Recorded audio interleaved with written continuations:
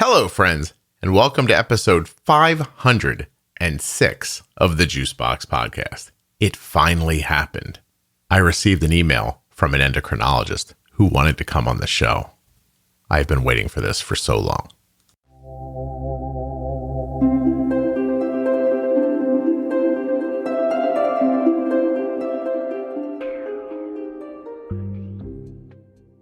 On today's show, I bring you Kathleen Moltz, MD, ProMedica Pediatric Endocrinology. She's got a title and everything. This is like legit. I have been waiting so long for this day to get an endocrinologist, someone who's been helping people with type 1 diabetes for years. And then they found the podcast and have some thoughts to share. I'm up for this. You know this is what I'm looking for. I want to talk to more endocrinologists. You come on. Keep coming. I love this. I love this. Please remember, while you're listening, that nothing you hear on the Juicebox Podcast should be considered advice, medical or otherwise. Please always consult a physician before making any changes to your healthcare plan or becoming bold with insulin. And while I'm at it, let me just say that Dr. Moltz is representing her own opinions right here and not the opinions of any of her employers, past, present, or future. I edited this a week ago, and I'm still excited to do this right now. I'm just putting some ads on this thing and getting it out to you guys. So excited.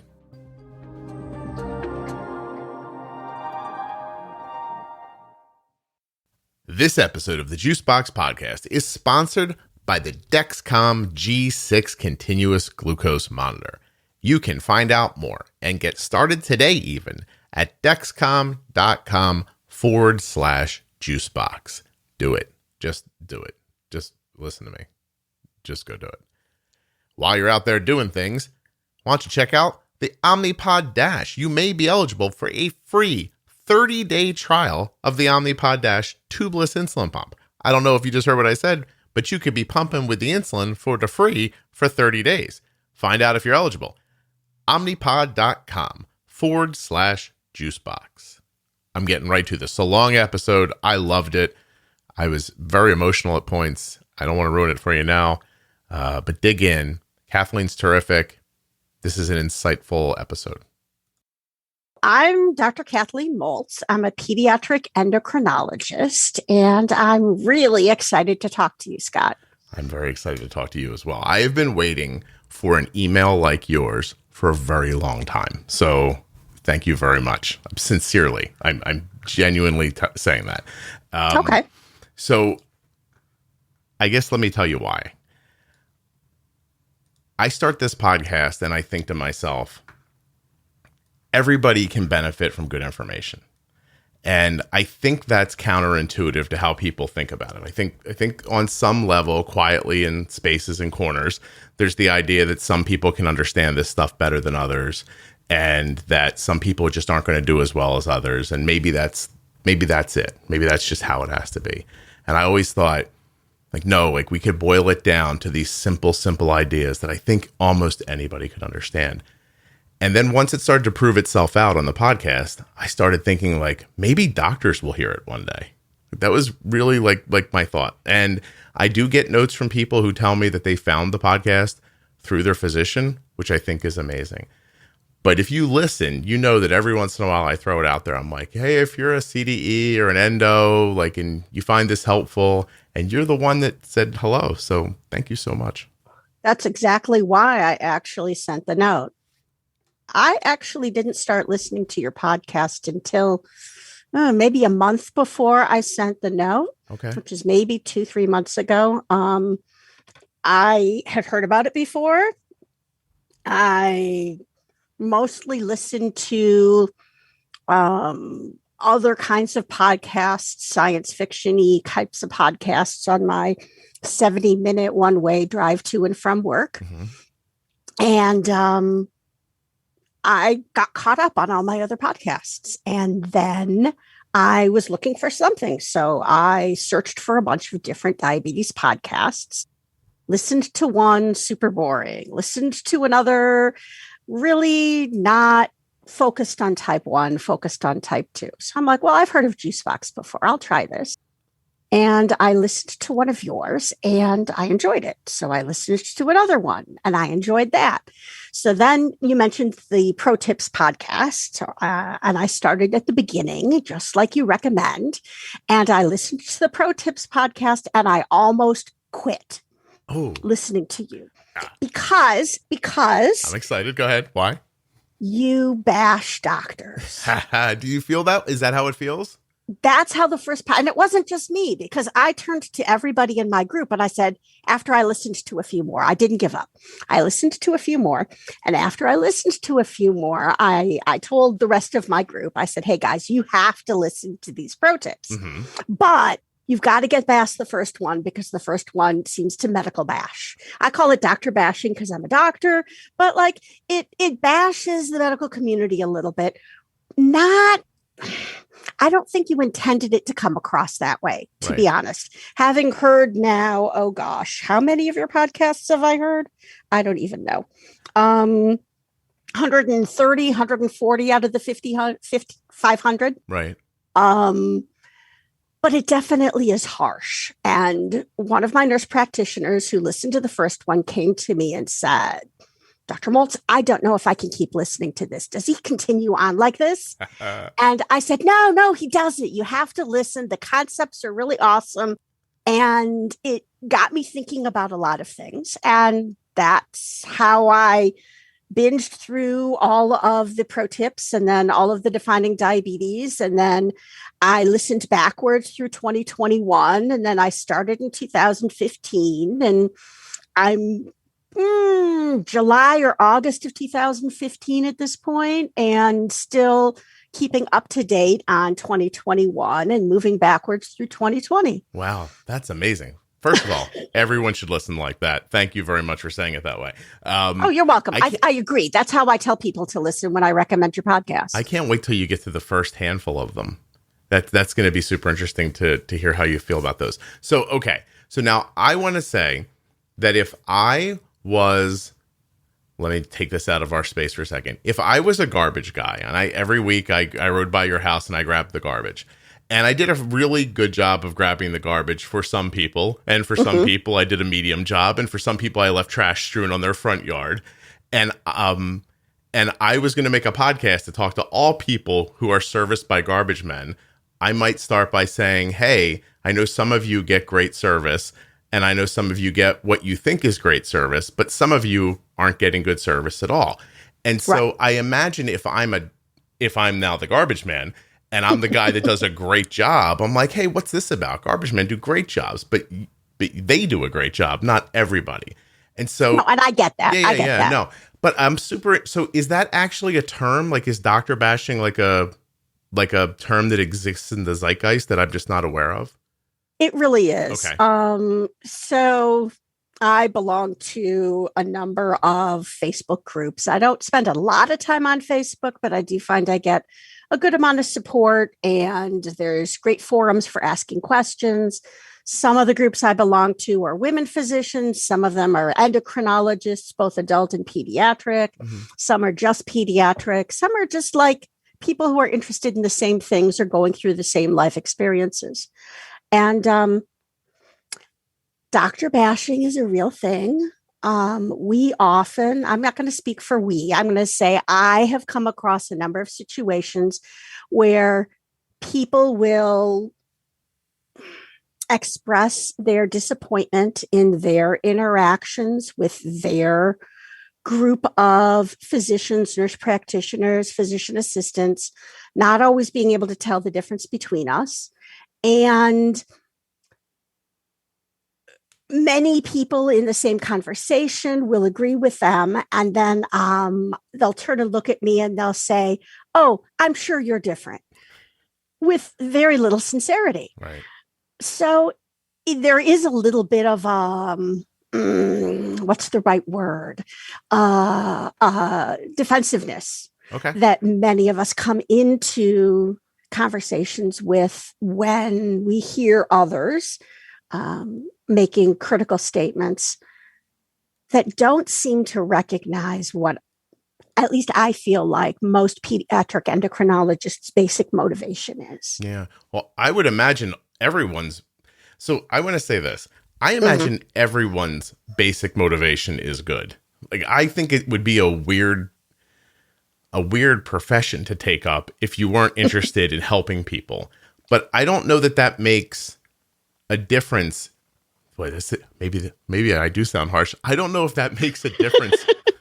Ready? Here we go. I don't know if that makes a difference if you're not good at your job. Like, intention's not helpful at that point. If a person comes into a medical practice and says, "Hey, I learned how to pre-bolus my meals and I fixed my basal rate, and look, my A1C is 5.8, and then you spend 10 minutes yelling at that person, I don't care whose feelings it hurts. You're not a good doctor." That is correct. Right. Okay. That is correct. And that happens a lot, actually, to people. That's really sad. Yeah. But now I think I see the other side of it, though, because if I'm a doctor who doesn't have great up-to-date information for people, and I think, to be fair, the advent of continuous glucose monitors, pumps, faster-acting insulin could leave a lot of people who have been teaching people how to manage type 1 since the 80s at a loss. And so if they're used to seeing an A1C that's 5.6 and thinking this means these people are having frightening lows because no one knows how to get an A1C like this, I even get the initial reaction of like, oh my God, you're going to kill yourself. But I don't know how to take that person and teach that old dog a new trick. And so I have to put myself in the position of speaking to the people who are going to end up getting yelled at and empower them. So I'm not bashing the doctor as much as I'm telling the person to expect better and that some doctors might not have better to give. Does that seem fair? That is fair. Okay. And again, as I continue to listen to the pro tips and have now become a serious fan of the podcast, right. In general, I agree. And I think the way you get to physicians and the rest of the world is by having exactly what you are putting out, a really enjoyable, easy to listen to, friendly podcast that goes over information, not just in a dry academic way, right. but also in a way that's conversational, that brings in real life experiences, that talks to people who are living the diabetes and not just people who are practicing the medicine for whatever 10 or 12 hour shift that each of us does. Well, I appreciate that it struck you that way because that was surely my intention. Because I think it's funny because I'm sort of, I don't think I'm gruff personally. I have a very low threshold for bullshit, I guess. Right. And so I know people. Like, I know that's going to sound strange, but I think one of the reasons I'm good at communicating with people is because there are times where I know what people need, not just what they think they want. And you need good information, but you also need it to be delivered in a way that you can take it. And yes. and you need to be able to take it up, and it can't be thrown at you all at once. Listen, I've spoken at so many live events, I have lost count of them. And I will stand at the back of rooms when doctors present, and I think to myself, I understand this, and I can't make myself listen to this. And it's not because it's boring. It's because it's so academic that it's not even usable. Right. And so you're sitting. Yes. It's a failure of people not to understand their audience, and to understand, I'm going to say something that feels commiserate to saying I think outside of the box, and I hate that, but you have to meet people where they are. Absolutely. Super Absolutely. true. It's just super true. Completely true. I think too many professionals of all fields, when they're talking to people outside of their fields, don't do a great job of remembering how little they knew before they became a professional in their own field. But let me ask you a question. It's hard. You may not be able to answer for your own personal safety. And I'll 42. No. Well, I'm 35 then, if that's where we're going with this. No. Answer to everything. Oh, 42. It's 42. Okay. Do you know the most commonly guessed number between 1 and 100 is 37? If you ask people for a number between 1 and 100, they will most randomly come up with 37. Don't worry about that. Let's move on. Okay. So I'm going to ask you a question you might not feel comfortable answering. Am I better at being an endocrinologist than some people's endocrinologists in regards to giving people information that's usable? You actually are. Okay. And I think I can go on record by saying that you also have the ability to make endocrinologists better endocrinologists if they take what you're saying and think about it and turn it around in their own heads and their own experiences. And I say that coming from, I actually, before we had this conversation, sat down and did like a little Google document, my career in diabetes tech. Okay. And I sort of want to like share it with you, Please if that's do. okay. No, I would love you to. I graduate. I'm going to date myself now. I graduated from college, undergrad, in 1986. Oh, Bedrock University. No, I'm sorry. Go ahead. And the first insulin pen didn't come out till 1985. It was the Novo pen. Mm-hmm. When I graduated from medical school, we were using regular and NPH, human and pork, 2 shots a day. Nobody did more than that. And a standard new patient stay in the hospital was 6 to 7 days. Right. And so the first day or so you were on IV insulin, and then you went on every 6-hour regular. Mm-hmm. And then from the regular, we calculated your regular and NPH doses and gave you your meal plan. And that's the cut and dry. You have to. Can I ask you a question before you go on? Sure. What was the medical intention of that? Keeping people who otherwise would die alive as long as possible? Sorry, I have a phone ringing in the background. You are not background. allowed to have a personal life while you're making this podcast. It isn't a personal life. It's a landline I want to get rid of. Throw that thing. It's somebody right now seeing if you have solar panels on your house or if you'd like to get an extended car warranty. I may have the ability to update my mortgage. 100%. Yeah.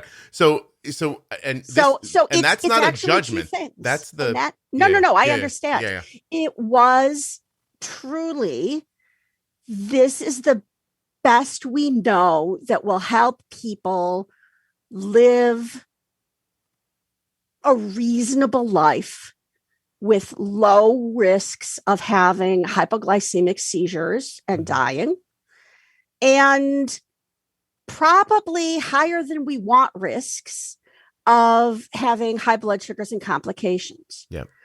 But as much as we thought that the high blood sugars weren't good, the DCCT started in 1982. It didn't stop until 1993. And that's the year I finished residency. Wow.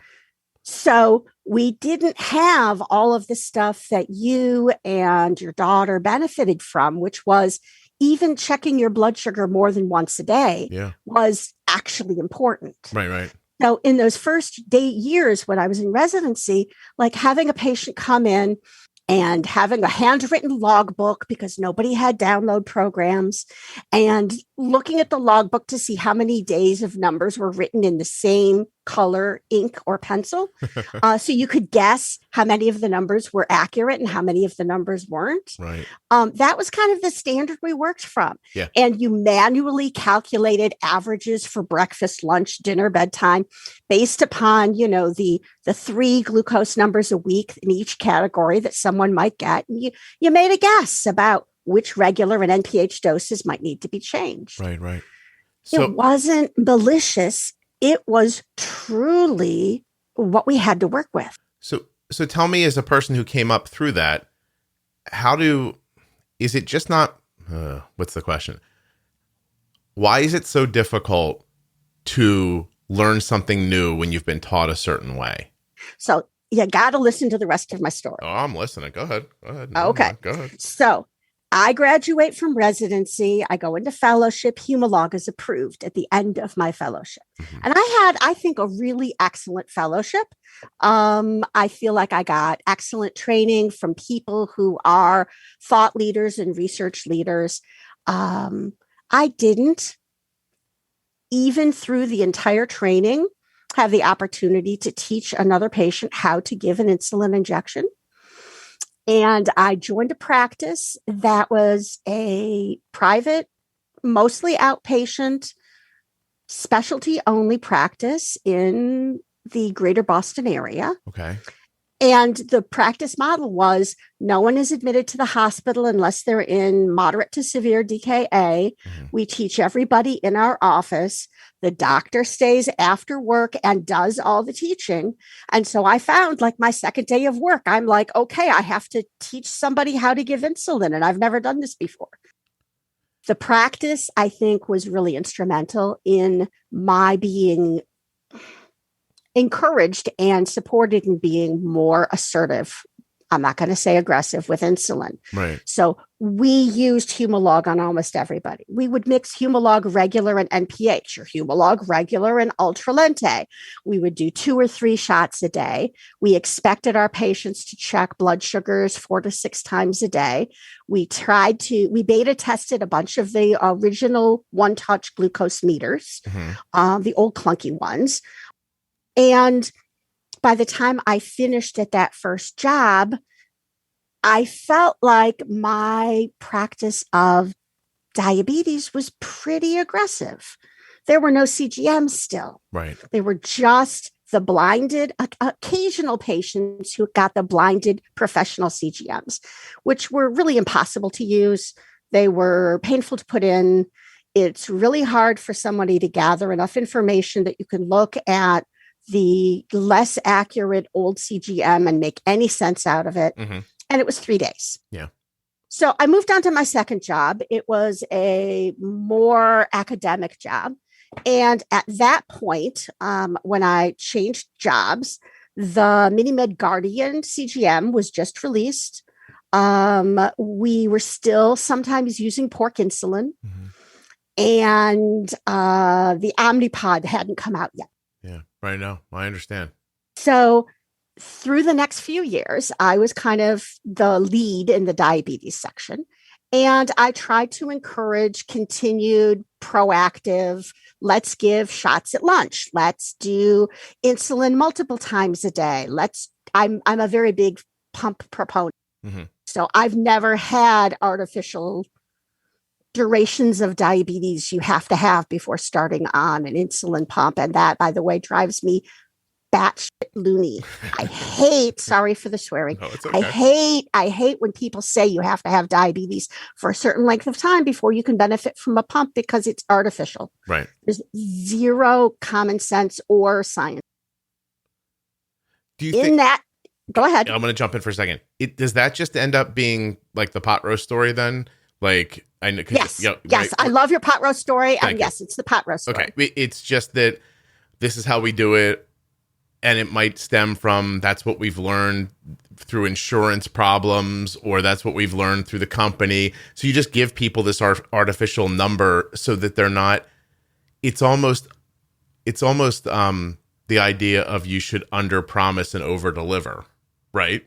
Like, it is. Yeah. It is. And there's a surprising number of people that back in the 90s and early 2000s thought that was very, very reasonable. Mm-hmm. I never did that. I had people argue with me. Why are you giving this person a pump so soon? We need to have X months of data first. And I'm like, why? Yeah. How is that going to affect what we do at the time we set up the pump or any of the changes that we make? And nobody could ever give me a good answer. And I've never believed that. Okay. So I'm going to kind of skip ahead. You go ahead. I'm making a note because I don't want to forget to ask you something later. No problem. Dexcom 7 comes out. The MiniMed Revel comes out. The Dexcom G4 comes out. Things move forward. And there's more and more pushback from institutions to follow evidence-based medicine and national guidelines. And in retrospect, and I didn't even think about this till I started listening to your podcast. In retrospect, my interest in being assertive and pushing got squashed. Okay. It frankly did. I was criticized for not following national guidelines. I was put in a position of having to defend why I thought a toddler's target range should be 90 to 200 instead of 100 to 200. which is still a ridiculous range to use. Hey, I was going to say, it's not really that big of a difference and an odd range. Well, but so my That's you reasoning trying to was fit it into the rules, right? right, trying to fit it into the rules, but also I, over the years, have found a lot of patients, or rather parents whose kids were diagnosed as toddlers, who never got over their fear of double-digit numbers. Mm-hmm. So if the target range is 100 to 200 and you spend the first X years of your child's diabetes thinking that a 99 is scary and dangerous, double-digit numbers are always scary. Yeah. And I found that if I gave a family a target range of 90 to something, then they were less scared. And then I could move it down to 80, or I could move it down to 70. Yeah. And I was through that barrier of double-digit numbers are scary. We can't see them. Mm-hmm. Oh, so you needed that 90 just so you could keep the keep bait moving. Yeah, it's a bait and switch eventually. You're just going to keep kind of moving them. It's a carrot on a stick. You're just going to keep moving them a little closer, but you needed them to see a non-triple digit number so that the anxiety in their mind could slowly dissipate. Exactly. So you're brilliant. I'm not brilliant. Oh, no, come on. That's brilliant. Because I let my interest and I let my enthusiasm get squashed. And there were a lot of reasons for that. For-profit medicine is part of it. I'm very happy in my current position, which is my third position after fellowship. I will interject here and say that nothing I say is reflective of my current or previous employers, and everything I say is my own opinions and my own words. I don't know about you, but when somebody makes a disclaimer, I'm super excited to find out what they're going to say next. So let me get through these ads quickly and get you back to Dr. Moltz. Let me think. This is off the top of my head. Nothing written down in front of me. I can't see anything. The Dexcom G6 continuous glucose monitor. What does it do for my daughter? Well, it lets her sleep easier. It lets her go out with her friends. It lets her find out what her blood sugar is and what it's on its way to being. That's pretty crazy, right? Not only seeing that your blood sugar is, I don't know what my daughter's blood sugar is right now. I'm going to open up my phone and tell you. How's that sound? Phone's open. 81. Her blood sugar is 81. Arden's blood sugar is 81. It is 1 o'clock in the afternoon. And it is steady and stable. I can tell that by what the arrows on my Dexcom Follow app are indicating. You see, Arden has an app on her phone. You could do this for Android or iPhone, but Arden has an app on her phone. And right now it's showing her blood sugar. And should she leave the range that we've preset on her phone, it will indicate to her that she's gone below 70 or above 130. You could make your range whatever you want. On my phone, actually the range is 70 to 120. Nevertheless, whatever that saying is, you will get an alert if you leave the range that you have set. So if you want to know when you're over 150, it'll tell you. If you want to know when it's rising quickly or falling quickly, it'll tell you. And it'll tell up to 10 followers of your choosing. Now, you can share this with somebody if you want to, like your husband or wife or stockbroker, I guess, if you have a stockbroker and you want them to know what your blood sugar is. Doesn't matter. You could, is what I'm saying. I guess if your husband was a stockbroker, 2 for 1 there, but not the point, right? You can share it with up to 10 followers. That's astonishing. Other people could be looking out for you too. Think about that. That could be a school nurse even. Right? Are you listening? Are you putting it all together with me? And when you know what your blood sugar's doing and where it's heading, you can make better decisions with insulin. At least that's how I think of it. I think of it as being able to make great decisions that stop rises and stop falls. You'll find out what you want to do with Dexcom when you get it in your hot little hands. And you'll do that at dexcom.com/juicebox. Head over today and get started. While you're out changing your life on the internet, get yourself a free, no obligation, 30-day trial of the Omnipod Dash. It is for those who are eligible, so you'll have to go find out if you are the eligible ones, but there's a pretty good chance you will be. 30 days, my friend. 30 days of swimming and playing and jumping and involved in your sports activities. And if you're an adult, like stuff you do with other adults, all kinds of stuff, the way you live your life, cooking in the kitchen, wandering out in the backyard, pulling some weeds. I don't know what your life's like. What do I got, a crystal ball? I have no idea. But whatever you're doing, You can do it with the Omnipod Dash on and decide for yourself if this is the way you want to go. If it is, you keep going. And if it's not, whatevs, right? They're not like holding you up. You can do whatever you want. But a free 30 days to try an insulin pump is a pretty crazy offer. Omnipod.com/juicebox. Head over and find out if you're eligible, or just pick around. Or you know what? Maybe you're already pre-sold. Maybe you're in. Then get started. Get started today, being unencumbered. It's summertime and on most of the planet, which I don't know if that's true or not. It's summertime where I'm at. Like you might be in Australia. Like, dude, it's winter, but just go with it. Okay. Omnipod.com/juicebox. Dexcom.com/juicebox. Links in the show notes. Links at juiceboxpodcast.com. Let's find out why Kathleen thought she had to make a disclaimer before she kept talking. People, that was one take. 4 minutes straight talking, top of my head. I am legit proud of myself. I don't know if you are or not, but just trust me, that's not easy to do. You should try it sometime. Now, here's Kathleen. You really get into the habit. And if you are used to looking at things a certain way, unless you're challenged by patients or by society guidelines or by articles that you read or conferences you go to, unless you're challenged in some way, after 25 years of doing this, there's certain habits that you form. Yeah. Just like you would if you were a car mechanic and you had to then take care of a newer car that had a newer system. Mm-hmm. It would be a little bit of a switch. Can I ask a tough question? Absolutely. Was I bashing, or did it just make you uncomfortable to look at yourself like that? I think both. Okay. I think both, because if it was just me that said, this is the problem with doctors, I would absolutely accept that it was my own issues. Mm-hmm. And I do, in fact, thank you for the wake-up call. But it wasn't just me. Other people that I had listened to the podcast came and said, I don't know if I want to listen to the second pro tips. Right. And I said, I have to insist you listen to the second pro tips. I like that there's a person that can force people to listen to the podcast. That's very lovely. I wish everyone had that power. Well, okay. So follow-up question to that is. Yes, absolutely. Then, and that kind of catches me up. I'm sorry. That catches me up to the present, which is like, I find I'm using more of your words. I find I'm listening to my patients who are telling me things that I now can recognize as coming from, whether from your podcast or similar concepts. I can recognize what they're saying to me. Yeah. And so we're speaking the same language again. Oh, that's lovely. And that's really why I wrote to you. I have to ask you how that makes you feel, like on a personal level.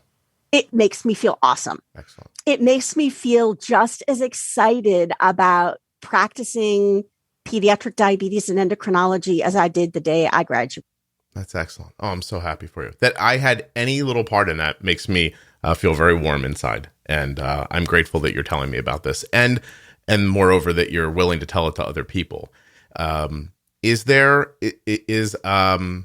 a God complex among doctors a real thing? I think more so in the generation that came before mine. Okay.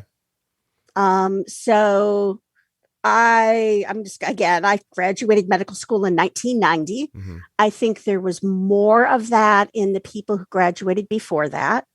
I don't think it fails to exist today. I think people who have that personality are more likely to be choosing non-pediatrics and non-pediatric endocrine careers. Mm-hmm. Because do you think it's ego, or do you think it's the protection, or do you think it's both? And by protection, what I mean is, if I'm the general and I'm telling you where to shoot the missiles, I don't need 7 people yelling in my ear while I'm trying to figure it out. It's already enough pressure. And it's on me. Is that part of it, or is there a part of it? Hey, I'm a smart person. I went to a lot of school. You are not as smart as me. You did not go to as much school as me. And shut up. Like, is there a blend? Go ahead, tell me. There's a blend. There's a blend. So I think, again, before kind of the time period I graduated, medicine was taught as you are in charge of the healthcare. Mm-hmm. You are the leader of the team.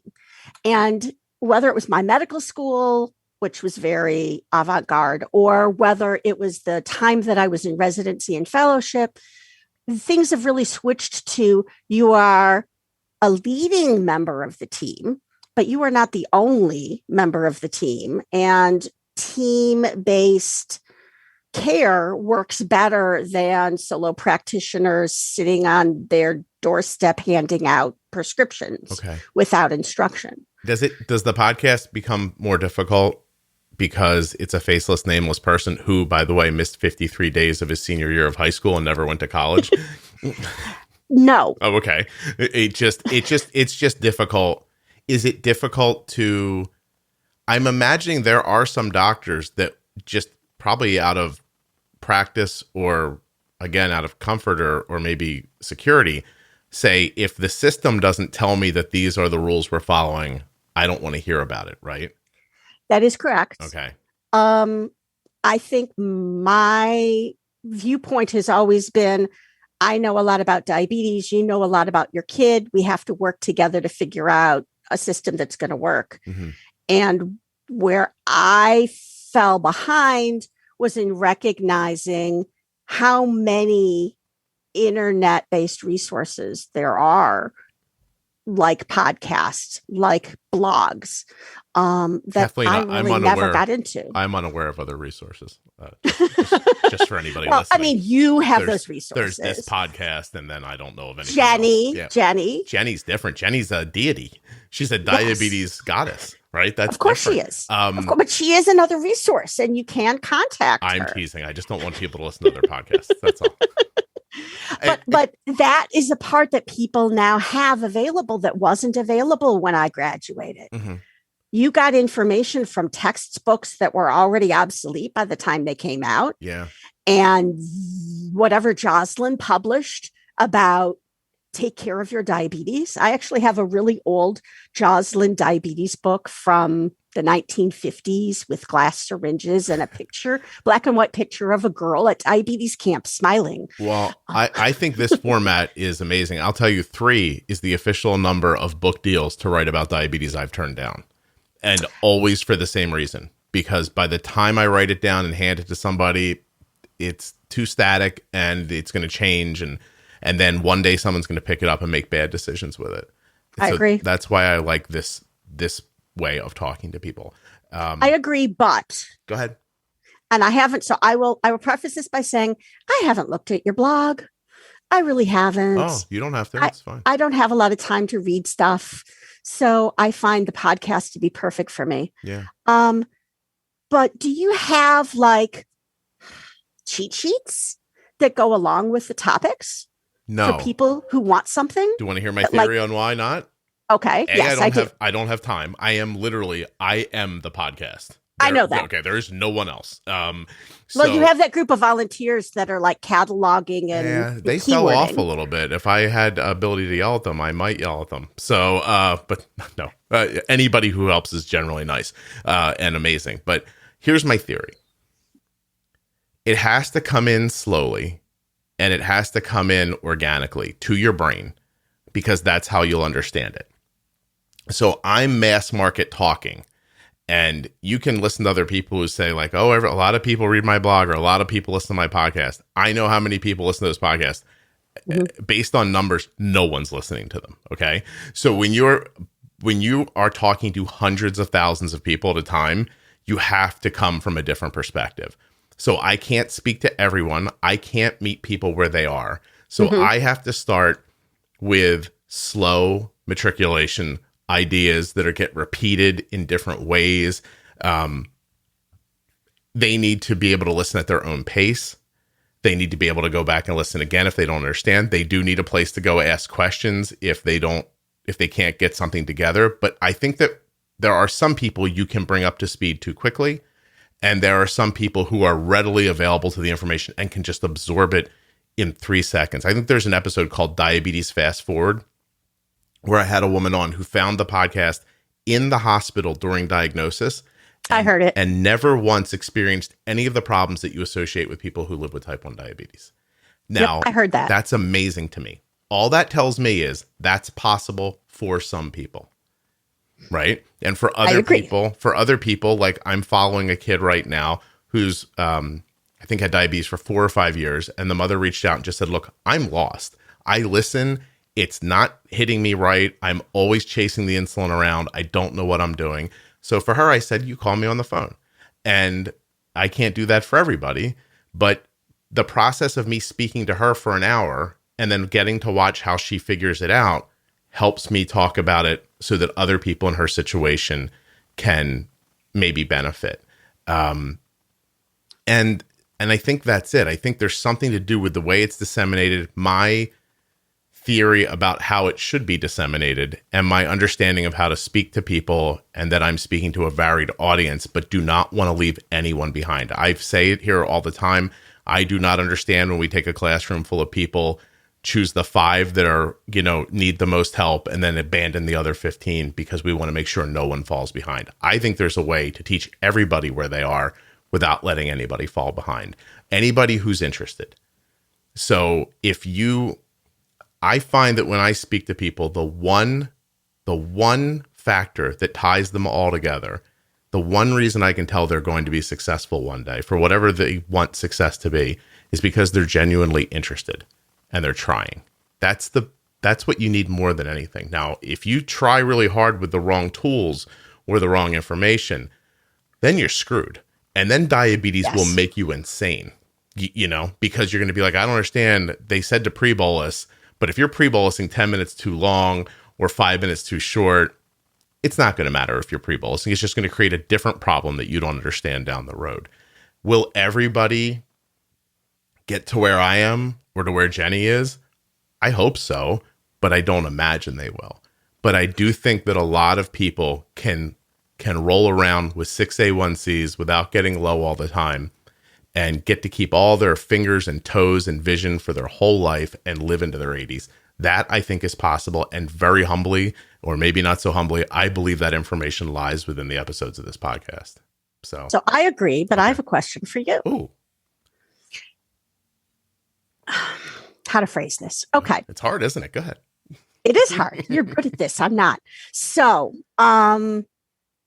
I agree with everything that you have just said. I think that having the right tools and having the information at a pace that you can accept and understand and implement and then reassess and move forward is super important. Mm-hmm. And so I'm interested in hearing your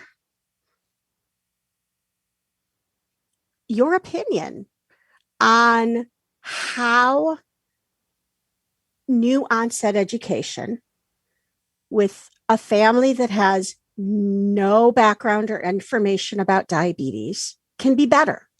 That's easy. See, you asked me an easy question. And remember earlier when I said I wrote something down to ask you, it says, how do you fix the system? I will just erase that and we'll just start talking about it right now. And I'll share with you my ideas after you answer. I'm very excited to hear your ideas. I'm excited to hear anybody's ideas about this. For me, what I've seen work, and I want to say something. I'm going to preface this by saying that I came up through a community of bloggers about diabetes. I have been podcasting about diabetes I'm halfway through the 7th season. Mm-hmm. So 7 full years, no BS 20, episode seasons, every week, 7.5 years. I have still not caught up to podcasting for as long as I blogged. Okay. Mm-hmm. And I came up through a system where those people, no matter what they would say public facing, would say to each other privately, I am not teaching anybody about how to use insulin because I'm not getting sued by somebody. Okay. So there were people who knew and would not say, and there were people who didn't know, and those people who don't know and still want to say exist today. I'm fascinated by you people. If you're listening, shame on you. I know what your A1C is. Stop acting like you should be telling other people what to do. Okay. That's very scary to me. But the idea of not giving people information is even more frightening to me. Mm-hmm. So you can't say there's no one that gets to decide who gets the information and who doesn't get the information. There are some honest truths about the world, and some of us don't know how to do algebra. I'm one of them. Okay. But you don't not teach algebra because I don't understand it. So everybody gets to hear it. Hopefully they'll all respond to it well. If they don't, protecting them is not protecting everyone. So you cannot, should not, in my opinion, hold back information for the fear that someone's not going to react well to it. So what do you tell people when they're newly diagnosed? You say, listen, this sucks. This is a bad turn. I am sorry. I'm not going to lie to you. This ain't going to be fun for a while. But on the other side of this feeling, and you will go through a number of the impacts that you would associate with any kind of loss, right? This is a loss of health. You're going to feel that way. It's going to be overwhelming sometimes. But there are some empirical truths about using insulin. I'm going to teach them to you. And then with any luck, they'll start making sense to you over time, and you will find a rhythm. And one day, it won't feel like this anymore. That is the first thing I would tell them. And then I would say the word basal about 1,000 times until they believed it. Because people ignore basal in a way that is frightening. It is absolutely the basis of the entire thing. If your basal is not well tuned, if you are not flexible about your basal growing as your honeymoon ends, if you're not flexible about using your basal when you have your period or when you go from being active to inactive or whatever, nothing else works. And basal is spoken about like you inject it and you never think about it again. And that's that. That is a travesty to not teach people how to use basal insulin. They should think it's the most important thing in the world. I agree. Okay. After that, if they're honeymooning and that makes you uncomfortable telling them to pre-bolus, fair enough. But you have to tell them, in a normal situation, we're going to need to pre-bolus your meals. We can't right now because your pancreas is still working a little bit. But moving forward, that should be your expectation. You don't leave that bit out and then get them used to doing it one way so that when it's time to do it the other way, they can't make the leap, right? You got to show them the 90 so they believe in the 90. After that, you have to find better words for glycemic index and glycemic load because they're boring and they feel like school. And because of that, doctors see people glaze over and don't go over it enough. Understanding the difference between 10 carbs of white rice, 10 carbs of basmati rice, 10 carbs of banana, and 10 carbs of mashed potatoes is the whole thing. You have to be able to stand there and kind of groove with it and go, all right, my insulin to carb ratio says this, but I got a ripe banana here instead of an unripe banana, so I'm going to go at it a little harder. You have to be able to do that. From there, you have to tell them that they're always going to need to be flexible. And there is some vigilance involved, but that over time, these things become so matter of fact in your life, so obvious to you that you won't be thinking about it the way you're thinking about it now. It won't take up so much space in your brain one day. And the faster we get to that, the more quickly that you have experiences to learn from, the less often that you have one of those experiences and then run around crying and screaming and full of drama. I almost killed somebody.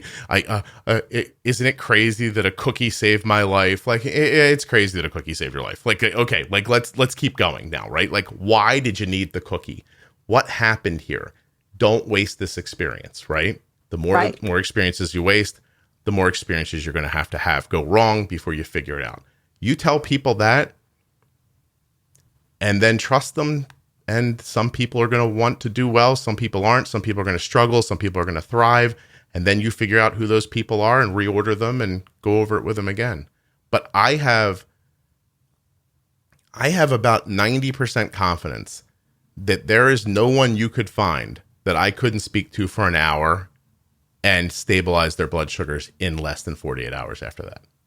And if I can do that, then everybody listening should be able to do that if you're a doctor or an endo. And if you can't, you got to look at yourself and ask why. Why is this my job if I can't do that? It would be like saying I change people's tires, but I can't do the cars with 6 lug nuts. It's just beyond me. I can't figure it out. You can figure it out. And if you don't want to figure it out, have the nerve to tell the people that. Say, look, I'm going to do a good job for you. I'm never going to do a great job for you. We're going to get your A1C to 7. And if that's okay with you, I'm the right man for your job. But if it's not, stop looking at me like I have the answers. Because while you're not, and now I'm directly speaking to doctors, while you're not helping those people believe you are helping them.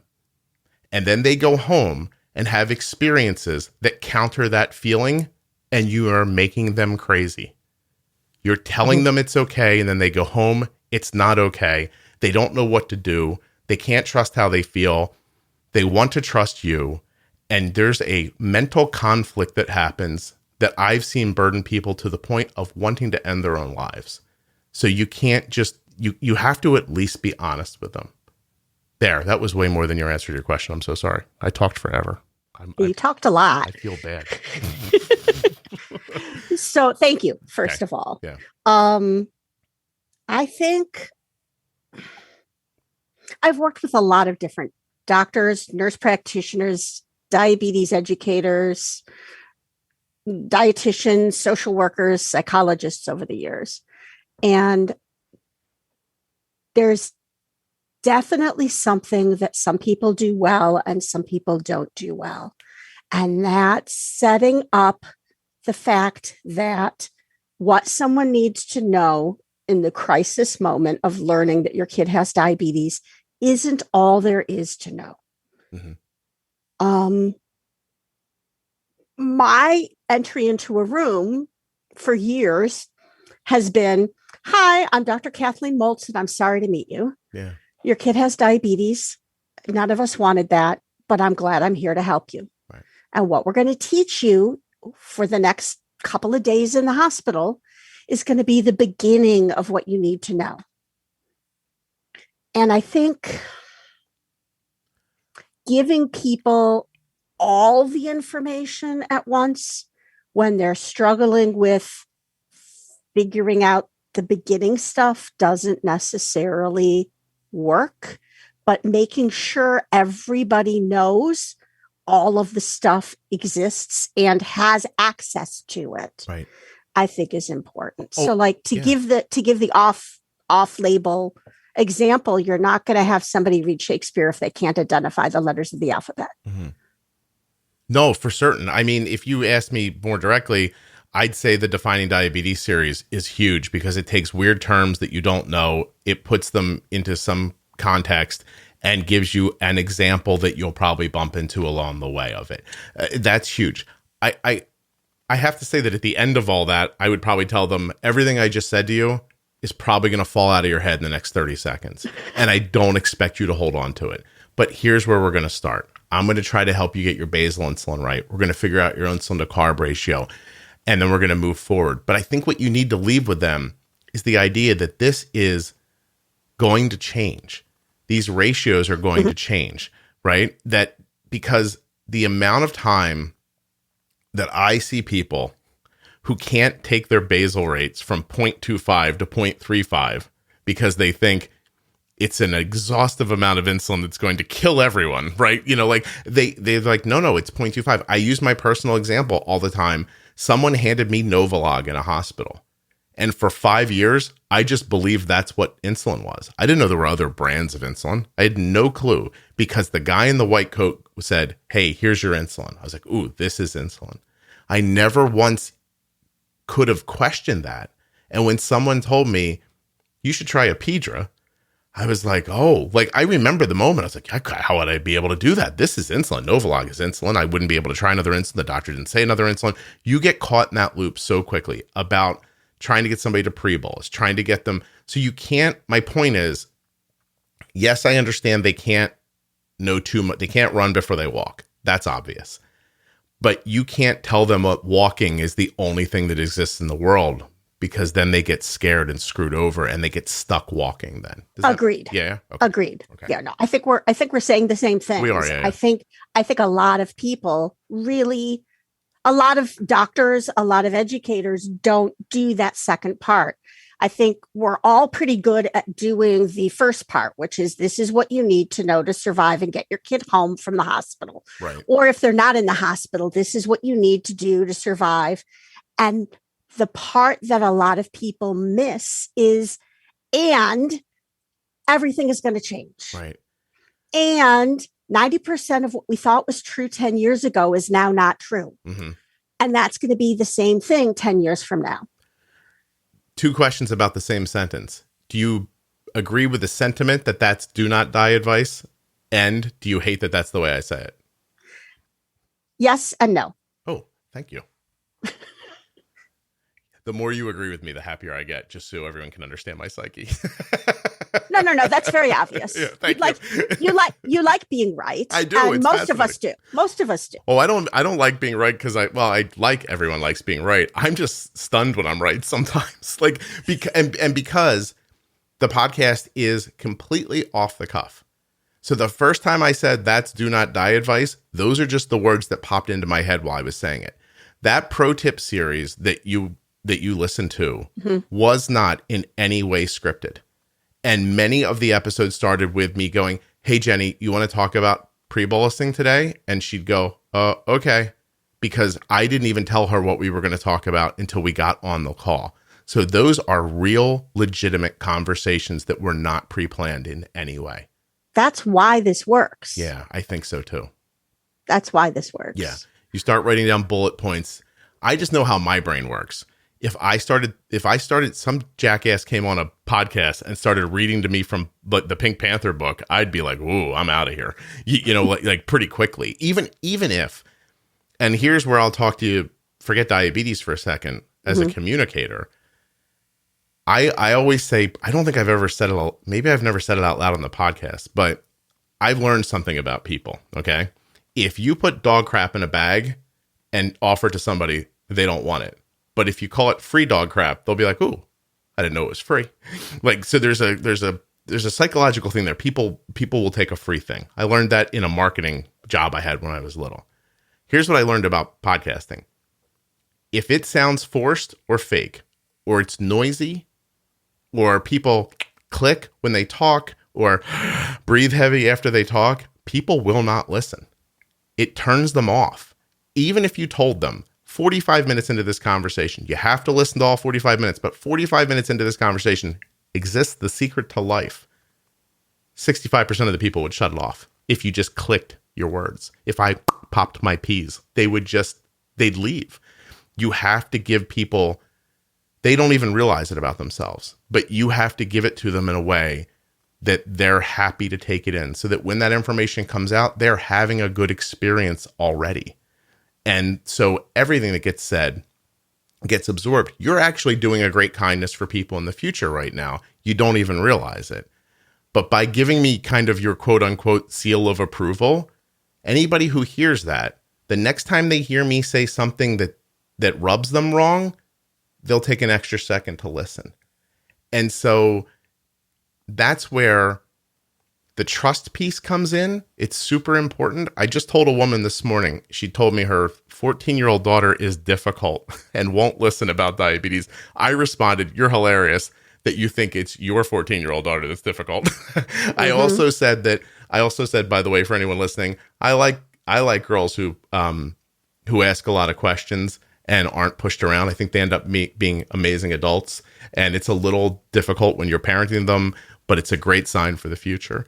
But she said, "Why won't she listen to me?" And I said, "My best guess is you've been wrong about this a lot." And she said, I have been. I said, "So you've come to her with a bunch of stuff about let's try this, let's try that. It's not worked out. And now you're saying, I found a podcast. We should try this thing." I was like, in the back of her head, she's like, "Lady, you don't know what the hell you're talking about." And then what does the kid say all the time? "I've got this." Every parent listening has heard their kids say, "I've got this." And then they go do it. And I mean, honestly, most of the time they ain't got it, but they're tired of you being wrong about it. And so that's another thing for doctors to know. Every time you say something in that room, and then some parent goes home and tries to assert with that child this thing, and then your thing doesn't work, that kid gets farther and farther away from being able to believe their parents, and thusly being able to believe you. So you're hurting your own cause if you're not giving them good information up front. That's correct. Thank you. I'm so worried I'm going to stop talking. You're going to be like, that's completely wrong, idiot. Not yet. Not yet. Although I'm going to circle back to the don't die advice. Go ahead, please. The don't die advice is still important. Yeah, not dying is hugely important. I mean, so, and this is a bummer and a downer, but like I lost 2 patients in the past year. Right. And there were horrible tragedies. And I spend a little bit of time every day thinking about what could I teach? What could I do differently so that doesn't happen again? Can I ask, did these people, and I'm sorry if you're lost, did these people die from uncontrollable high blood sugars or from low blood sugars? The 2 this year in the past 12 months were related to high blood sugars. Okay.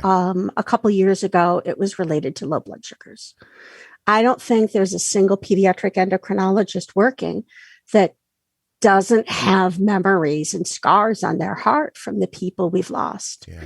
And the do not die advice isn't something to be just thrown away. It's just not enough. Mm-hmm. Like you have to start with the please don't die. Right.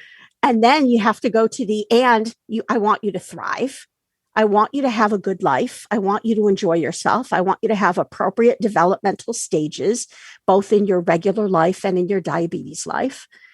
And then you have to move from the thrive to the really excel. Mm-hmm. When you hear me say do not die, do you take it the way I mean it? Meaning, do you hear me say there's more to this than that? I do now. Okay. You did it first. I didn't at first. But because you have a different perspective than I do. And the people listening. None of us have had to shepherd along a person who's not with us anymore. Right. And to be frank, I don't imagine anyone listening to your podcast, or it would be a very rare person listening to your podcast who has lost a family member from what I can only list as a diabetes error. Mm.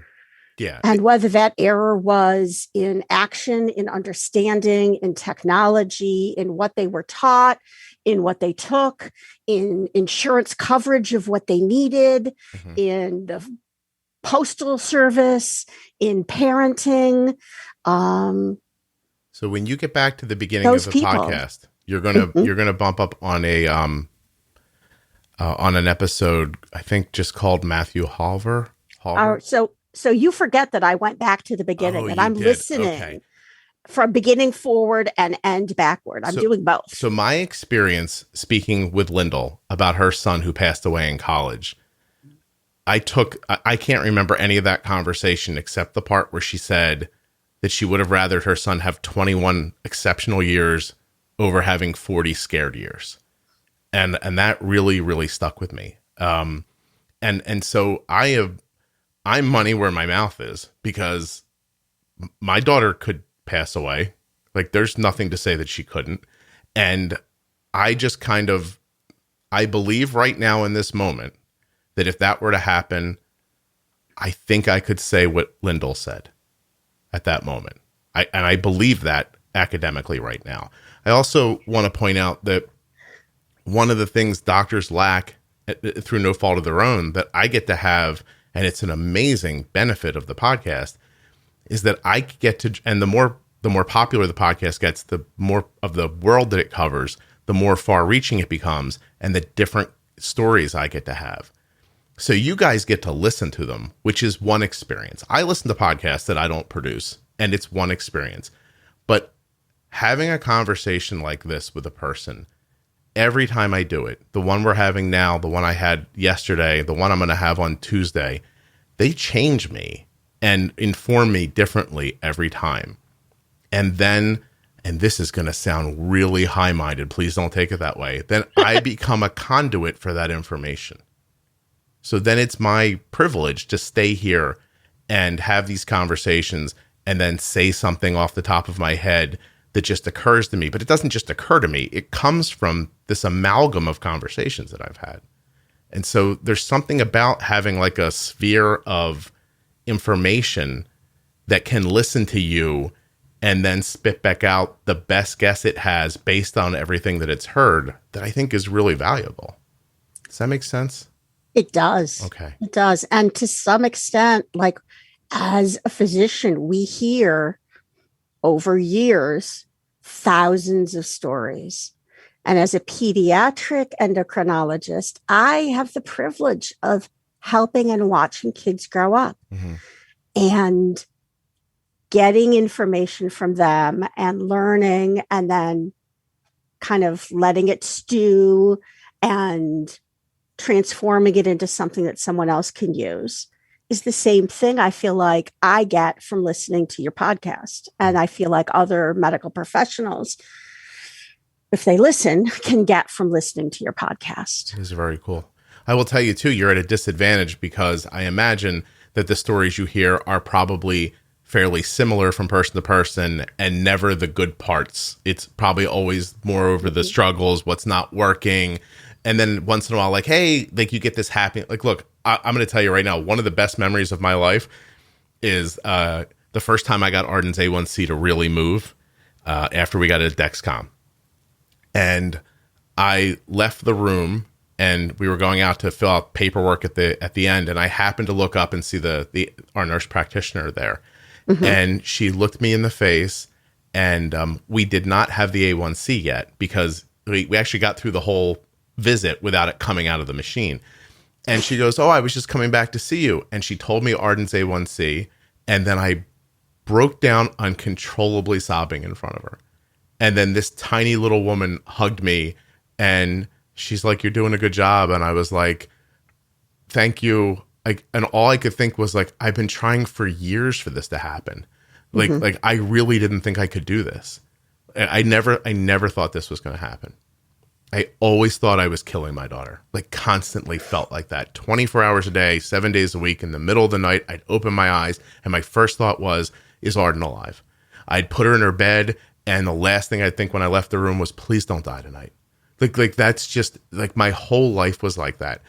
And no matter how hard I worked, no matter what I tried or how much I cared, her A1C just sat in the 8s. I didn't know what I was doing. I had no idea. And I go to what I think you would consider to be a really good children's hospital on the East Coast. Yes. Right? I know which one. Yeah. And it didn't matter. It just didn't matter. I didn't have the tools. I didn't have the understanding. I'm a pretty bright person, and I couldn't figure it out. And I could see my whole life was going to be like this. And then I could see her whole life was going to be terrible. And I have the perspective of my friend Mike having type 1 when we were in high school. And Mike in the last 2 years has passed away. And I can tell you right now, Mike passed away because he didn't understand what he was doing. And when technology got better, he did not move along with it. So I'm never going to make that mistake. I think that as much as what we do right now for Arden's care probably will work better than any retail available algorithm that's going to be available in the future coming up right now, that most people living with diabetes will benefit significantly from being on one of those algorithms. And it's so exciting to me that exists in such a short time, right? Like it's 2021. The Omnipod 5 is going to come out soon. That thing's going to learn and make changes, right? That's insane. In 1988, my buddy was diagnosed with diabetes. He couldn't even make it to see that technology. That's how different the care is from the late 80s till right now. That's mind-numbing. Everyone needs to know that who has type 1. Everyone who uses insulin needs to know that. And I'm going to take the last 10 years of my professional life trying to make sure people understand it. If sometimes I talk in a way that makes a doctor uncomfortable, you have to see the bigger picture of what it is I'm trying to accomplish. And you being here is such a fulfilling thing for me. And a note that I got the other day that said someone just changed their major because they want to be a CDE now because of the podcast. Like this is going to sound crazy because I'm too direct. Like if I spoke more flowery around this, it would probably sound better. But I'm going to change the next generation of how people talk about diabetes. Like that's my goal. I want if my daughter has a kid with type 1, She better never go to a doctor's appointment where they're like, oh, you got a 7.5, you're doing great. Get out of there. Okay, I'm going to come back from the dead and find somebody if they say that to my grandchild one day. Okay, so I want to make a bigger impact. And I want there to be people who talk about it this way. And I think if I just keep talking about it, then other people will learn how to talk about it like this too. My goal is that one day I meet people who are so much better at this than I am, who tell me, hey, I figured this out through your podcast. That's my very overarching, high-minded idea about diabetes. So I don't even remember what we were talking about, but it's okay because I have a couple responses. Please. And the first one is, I think your legacy is changing the way people talk and think about diabetes. I hope so. Not that you have to end that now. Yeah, don't make me cry either. It's Saturday. No, okay, but I'm going to now. Oh, God, so Kathleen. The other thing I really feel like I need to say to you is that even though you spent all of those years every single day thinking, am I killing Arden? Is she going to wake up? You every day saved her life, and you learned from what you did, and you were flexible enough to take advantage of technology, even when it wasn't what was recommended by your professionals, like the Omnipod. And if people can start from a place of, I'm saving my kid's life and I have to get better at doing that, how much easier would it be to accept your own faults and your own advances? You saved Arden's life all those years, and now you know how to do it better. And now you're sharing it with other people. But you didn't fail her. You didn't fail this child. Yeah. You succeeded. You saved her. I think I don't know how to answer that, but it's okay. I think that we all, if this podcast means anything to anybody listening, like you really have to, sounds crazy, but you have to be grateful for how poorly Mike's life went with diabetes.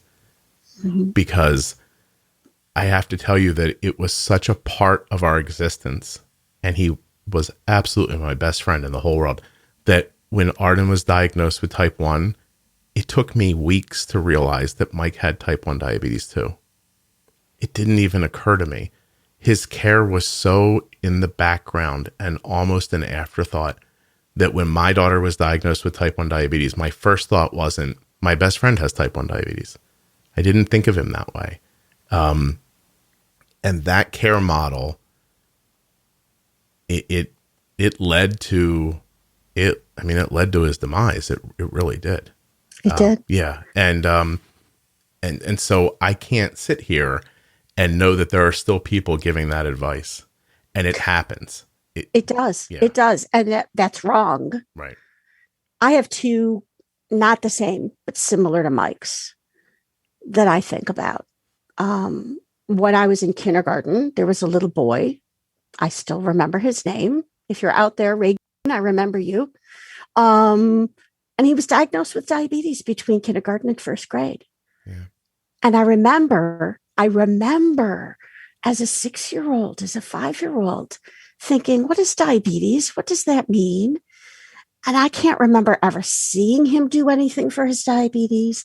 He disappeared from the school I went to after first grade. I have no idea what became of him. Mm-hmm.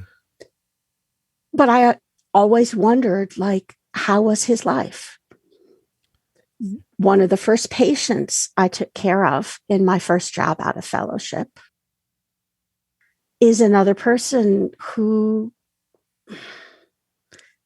was probably a victim of what we didn't know and what didn't change. Mm-hmm. I picked her up as a young adult patient because in that practice, I also saw young adults. And she already had retinopathy and neuropathy in her early 20s. And she passed away, I believe, a month before her nephew was diagnosed with type 1 diabetes. And her brother brought his son to see me and said, I don't ever want what my sister went through to happen to my son. We have to do better. You have to do better. Tell me what to do. Well, I'm going to tell you something that I think is going to make you kind of shocked and happy. You said you started listening to the podcast a handful of months ago? Yeah. Okay. And you believe that the way you're doing your job is better than it was prior to that? Different, more enthusiastic? I think that's a correct statement. I feel better about how I'm doing my job, and I think I'm doing my job better. So do you know I have a website called juiceboxdocs.com where listeners, I've heard of it. Listeners send in their doctors that they think do amazing jobs for them. And 3 days ago, someone sent you in. So you're up there now too. They did? Yeah. A gentleman sent you in, and the stuff he said about you was really very wonderful. So I think you'd be thrilled. Okay, now you're going to make me cry. Well, I've been saving that for the whole hour. You're mean. No, I'm sorry. You're mean. Okay. But okay. You know what? Thank you for telling me. No, but what made me think to say it just now was that you said hello to the kid in from kindergarten, and you said, if you're listening, and I thought he might be listening. Because that's crazy to me. Like, I get an email and it says, hey, this is an entry for Juicebox Docs, a really thoughtful thing about why the doctor should be in here. And then I looked down and it was you. And I thought, that's so full circle crazy. It's like, there's this story that from the Facebook page a couple weeks ago, a woman walks into a Costco with a Juicebox Podcast t-shirt on. And she intersects a woman who points at her shirt and goes, I listen to the Juicebox Podcast. And they have a quick back and forth and they go on their way. The woman with the shirt comes to the Facebook group and says, you'll never believe what happened today. I was at Costco and blah, blah, blah, blah, blah. And in a half an hour, someone else comes in and goes, that was me. And I'm like, ooh, I'm building an empire. Like, that's all I know. I thought it was such a lovely thing. But the joking aside of that, I thought I started a podcast about type 1 diabetes, not even about diabetes. Mm-hmm. And a lady just walked into a Costco in New York and walked past another listener of the show. And I was fascinated by that, just that piece of it. But then that they both are in that other space, I was like, wow, maybe this is the model that helps people. Like, because of like this distribution. I mean, the joking aside, and it is cool that I have a podcast that people recognize and et cetera. And I'm not saying that, like, but that the distribution works that well was very heartwarming to me. I thought, I think I'm onto something. Like, I think this works. Whatever this is right now works. So if you're a doctor listening and you've listened to something and thought that guy's bashing me, I want you to please just know that I have never sat down in front of this microphone and consciously started talking about anything. I've never once thought, today I'm going to talk about this or that. I've never taken a note. The people I speak to, I don't even let them talk to me before we do it. So we start... Truth. Yes. Okay. So I don't like that, actually. Everyone, and sometimes I leave it in because it fits, but mostly what happens is people get on, I say hello, we get the text set up, and I tell them in a moment, introduce yourself any way you want to be known. And then I'll ask you a question, and then in an hour we'll be done talking. And that is as much consideration that I've given any of these recordings so far.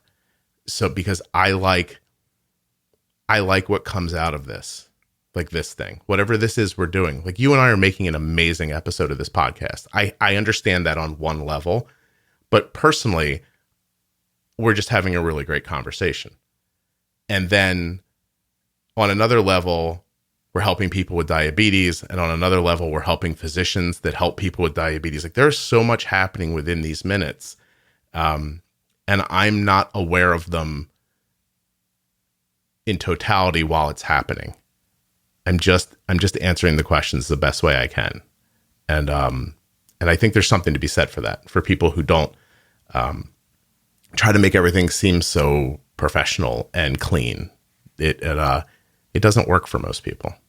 So I don't know where I got that from, but anyway, It's cool that somebody bought a t-shirt. Even that freaks me out, Kathleen, that somebody was like, I'll buy a t-shirt. Being serious too, to see how growth works. I have never in my life thought to myself, I'm going to sell t-shirts. I don't want to sell t-shirts. I don't like that. It makes my life more complicated. It doesn't make me very much money. But people said, when enough people come to you and say, I want a t-shirt, you think, this isn't about shirts. I'll make them a t-shirt. When very recently, it's going to sound weird, the wording, but I had to put up a buy me a coffee campaign because that's how many people said to me, I want to give you a couple of dollars and there's no way for me to do it. And I just thought, like, that can't be right. Like, when the first time that gets said to you, you think, oh, this is an outlier. It's a crazy person. That's so nice. I'll thank them. And, but when the 50th person tells you, I'd like to give you $3 a month because it'll make me feel better, it's an odd feeling, but you have to, it's sort of the same thing with the t-shirt. You think this is something they really want to do. I know that I'm going to end up with $3 when it's over, but I think I have to let them do this. I don't know if that makes sense or not. It makes sense. And you do have to let them do this. You are providing something. You're doing it for free. People. I have ads. It's not free. Well, okay. Yeah. But for the people, it's free. I understand. Okay. There's no, you've said it and I will repeat it. There's no firewall. There's no content hidden that you have to put in your, password to get to. This is just all out there. It's available. It's waiting for people, for doctors, for nurse practitioners, for anybody who wants to have another way of thinking about this, have your perspective and all of the people that you've talked to. And if somebody wants to give back to you for that, accepting the gift honors the giver. It took me a while to get to that because it just felt wrong to me the whole time. There's one person whose name I won't say who badgers me more than anyone else. And I finally was like, okay, I'll do this. No one's going to do this. And she's like, yes, they are. And I'm like, no, they're not. It's not necessary. I do make money from the ads. It's not about money. But then I started having this other thought, as crazy as it sounds. The more I could make from this, the more I could do with it as well. And I'm not telling you I wouldn't pay for my cable bill or send my kids to college or anything like that with any of the money people would send. But there is like bigger ideas. Like I have stuff going now that takes money. I'll tell you about afterwards that I think you'll be excited about. But there's no doubt that more money would help that. Like there's no doubt that it would be nice if I could pay somebody to, prep the shows for me, because we're up to, I don't know where the listeners are up to, like 498 maybe, but I already have the next 7 prepped and up. I've already recorded the next 60 or so. They all need to be edited, put together. Like there's a lot that goes into, like an hour of listening for you is probably 8 or 9 hours of my life, I would guess. And so at least it's a lot. And it is 100% a full-time job now. I work on the podcast 6 days a week now. And there are times where I have to stop myself and I have to walk away from it. And I'm going to get a big fat butt if I keep sitting here. So I got to get up and move around a little more. Although I have a fairly flat butt. I don't think I could make it. The fat will just go somewhere else, probably, Kathleen. But I don't think it's an end up. I think I'd end up being a big balloon with a flat butt if that happened to me.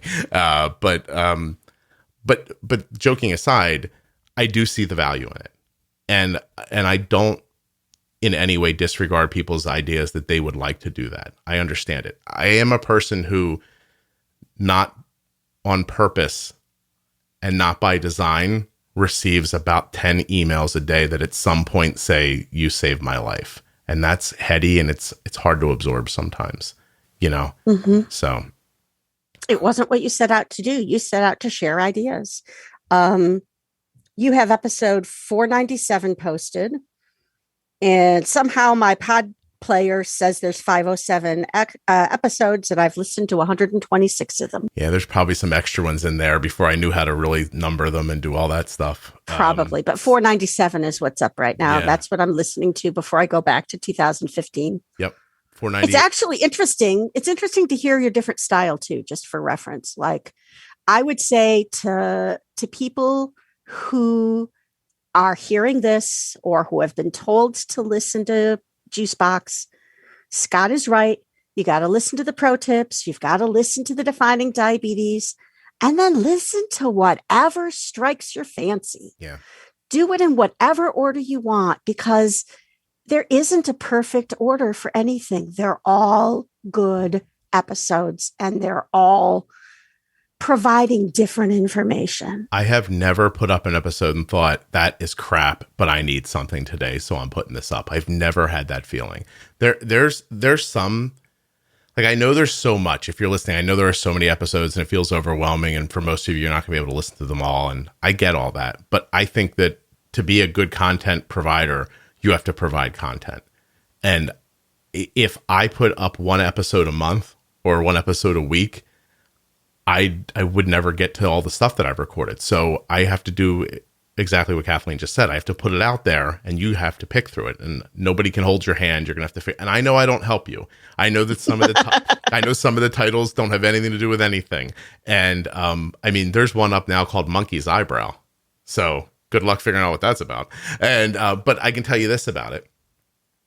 I couldn't give you a synopsis of that episode right now to save my life.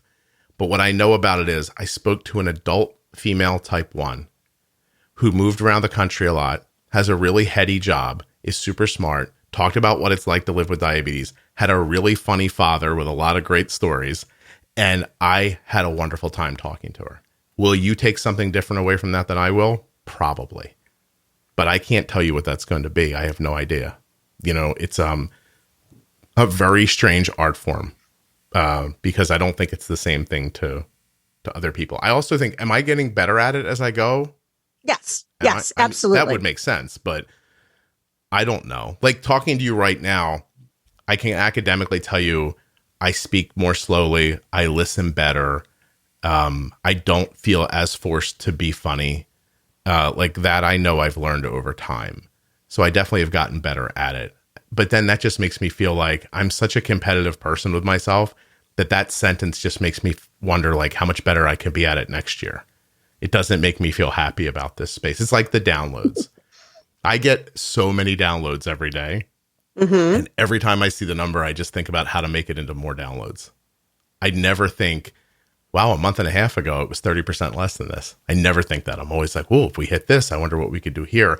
And yes, that's about distribution, because the more people listen to the show, the more likely somebody is to want to find out more about a free 30-day supply of the Omnipod Dash, which makes people continue to buy ads. But and I do take money, like, don't get me wrong, but what it really gives me aside of the money is the ability to keep making the podcast and to keep putting effort into it the way it deserves and the way everybody listening deserves. This should not be a fly-by-night thing. Like, I might sound unprepared, but I actually have a kind of fabric woven concept of what this all should be. Like, as by mistake as this all seems, it's incredibly on purpose. But I try to hide that because I don't want you to feel like you're being talked to, if that makes sense. Talked at, I guess I mean. Anyway, now you know something about making a podcast. I'm never going to do it. Yeah. Yeah. And no one else should either, by the way, damn it. I don't need the competition. Just shut up and listen to mine. Damn it. Hear, hear. Yeah, thank you. Kathleen, is there anything that we have not spoken about that you wanted to talk about? I think we covered almost all of it. I felt good. I think the only thing I can say is I would really encourage people to tell their physicians, nurse practitioners, diabetes educators, what they like about the podcast, what they've learned from the podcast, so that it's not seen by some medical people as this guy talking. Mm-hmm. Because there's so much value that just me, I feel like I've received so much value from listening. Appreciate that. And I feel like there's so many other people that can receive that value also if they have time to listen. Can I ask a question based on, I'm assuming you know a lot of doctors. Mm-hmm. What would it feel like if I'm a doctor and the best I'm doing leads somebody to a 8.1 A1C, and then they come in 3 months later with a 5.9, and I start to freak out and they stop and go, no, don't worry. I'm not having frequent or extended lows and I'm not spiking. Look at my data. And when the doctor says, where did you learn that? And they say, from a podcast. Do you think that's hard for a doctor to hear? Or do you think they're just happy for you? I think the number one thing is happy. Right. I actually don't think most doctors freak out at a 5.9 anymore if we have CGM data to look at. Okay. And but does it hurt? I think truly it doesn't hurt that somebody got information somewhere that helped them. In the end, every pediatric endocrinologist wants every kid with diabetes to have a long, healthy, fulfilling childhood and a long, healthy, fulfilling life. I'm lazy. We want to be extraneous. We want to be like, how can I add value to this person's life? Because they're already doing great. That's what I was thinking. Yeah. That's what I want. I'm lazy. I would tell everybody out the podcast, I'd be like, oh my God, I'm going to look like a genius if everybody comes back with a 5.9 and I would have to do nothing. It's going to be amazing. See, if I'm the doctor, I'm like, I'll just keep getting the checks. I'll probably play golf a little bit. Maybe I'll learn to fly a plane. You know what I mean? And like, I'll just be like, all mine have 5.9s. I don't know what your problem is. And I'm glad to hear that you think that's the case. Can I ask you your thoughts on why adult endos don't seem to be, like, why do people say the best care I ever got was from my pediatric endo? What's the disconnect? I think there's a few things. So, and again, this is my opinion. It doesn't reflect on anybody I've currently or in the past worked with. Of course not. But Bill? No, I'm just kidding. Good. Excuse me. Don't die before we're done. I need this. I have this thing where if I could laugh, I sometimes cough. Okay, so you can't make me laugh anymore. Sorry. I think so much of training for adult endocrinology is type 2 diabetes, which doesn't mean they shouldn't also be aiming for a 5.9. But there's a lot of emphasis placed on the comorbidities and the 40% of people who already have nephropathy when they're diagnosed with type 2 diabetes and the heart disease and the feeble little old lady who can fall and break her hip and we can't let her have a low blood sugar. I think it's difficult for a lot of adult endocrinologists to individualize what they're telling to fit the person that they're actually seeing in front of them and not the fear that they've experienced over and over again when something bad happens. What does it say to you that the most well-controlled, I know people don't like that word, but it paints a picture, person with type 1 diabetes that I meet all see their doctors as the nice people with the prescription pads and the A1C test? What is that?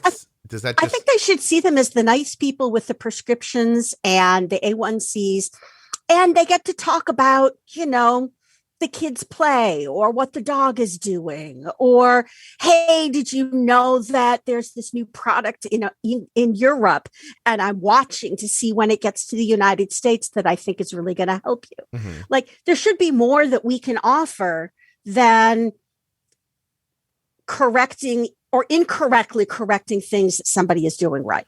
What does it feel like when you take someone's pump and make a change? And because you have to know, I'm inferring this on you, but you have to know that this is a crapshoot that you're about to involve yourself in, right? I'm going to turn a couple of dials, push a couple of buttons, and hope this thing gets better. I'll see them again in 3 months. Does that feel bad?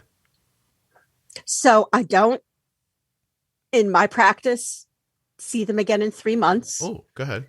I say, look, reviewing the data, you told me what's happening here. What do you think about making this change? Right. I could do this. I could do this. What are you more comfortable with?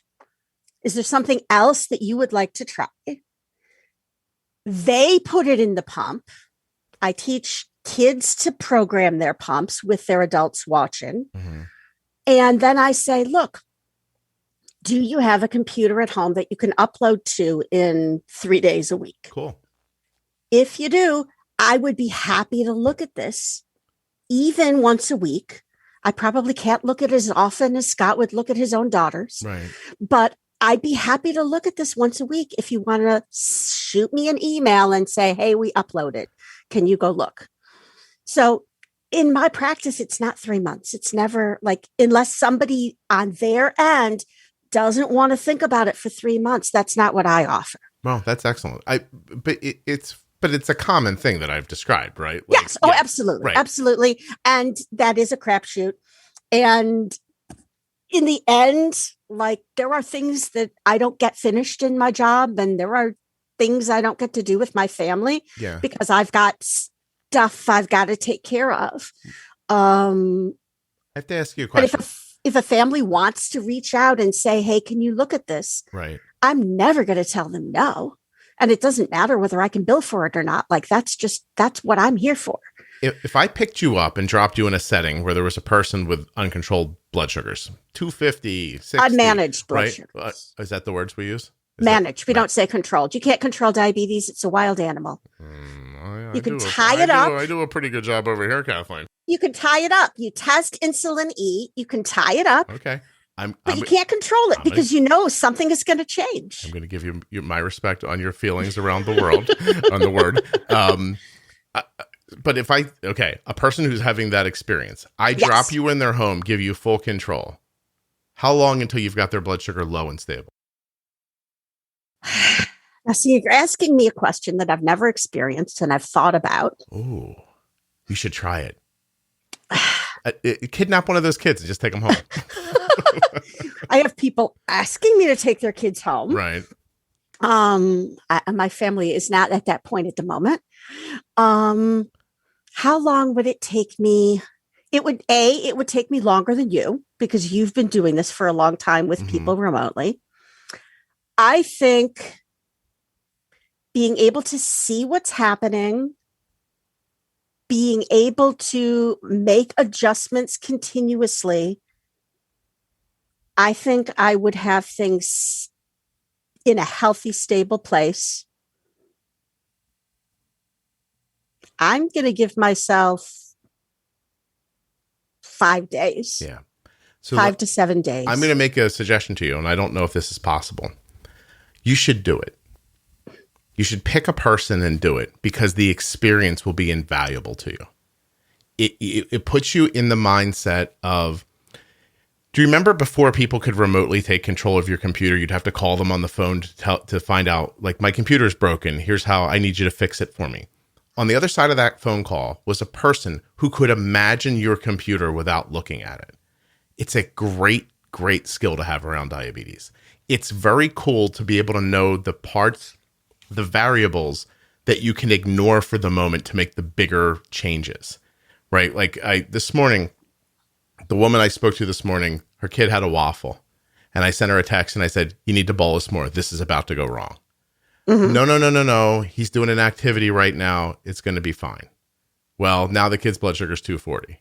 And guess who was right? I was. You were right. Okay, you were right. And but she just doesn't have the experience to know. Mm-hmm. She will one day. But I could see it across the country just looking at the Dexcom graph and knowing this.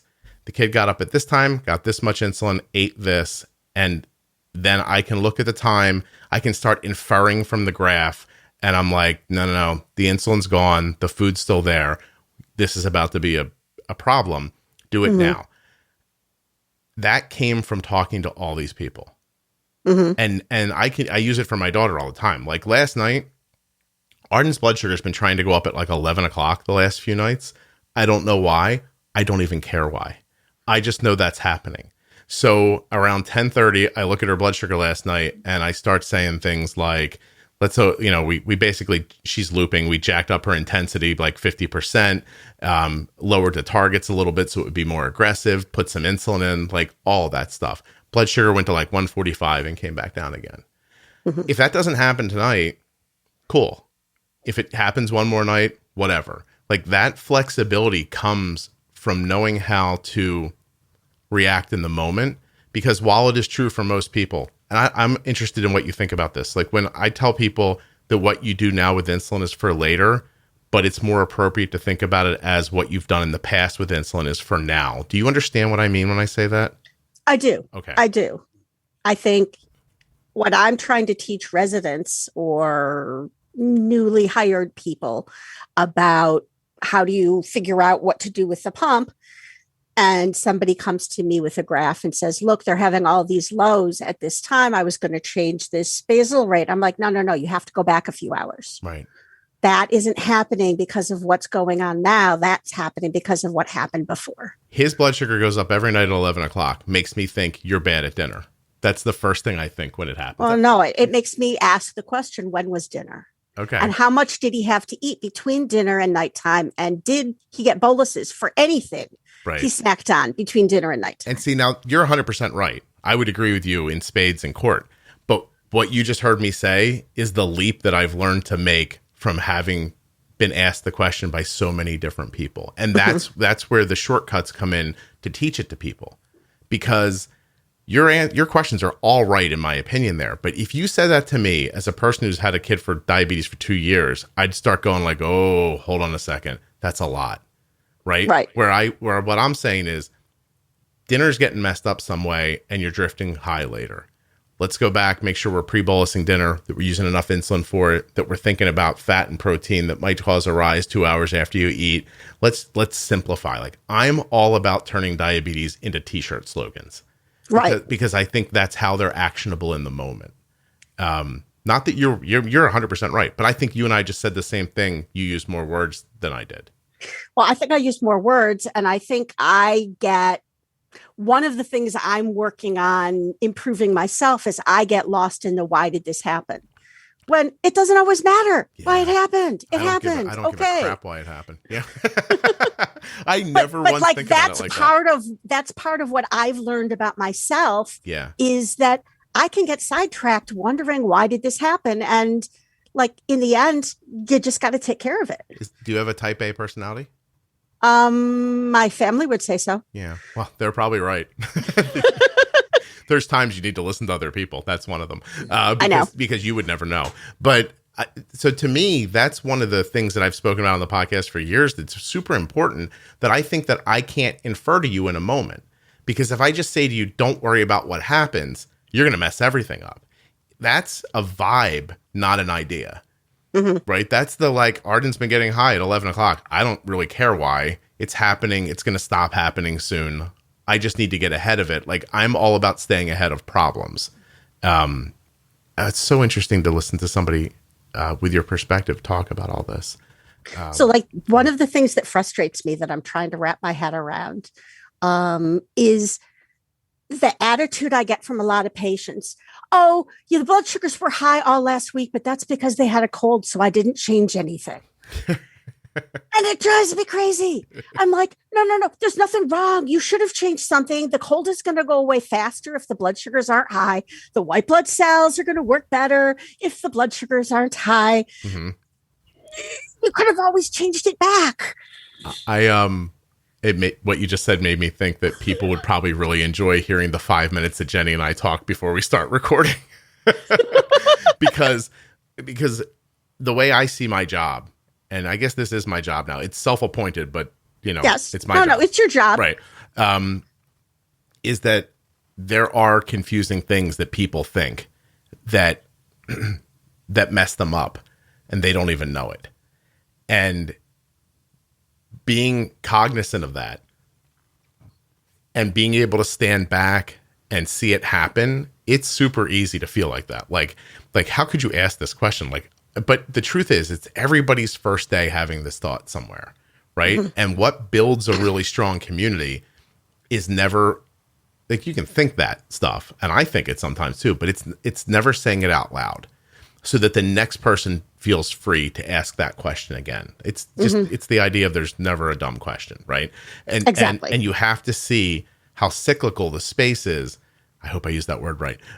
Where people, I really should have went to a couple of those days of high school, probably.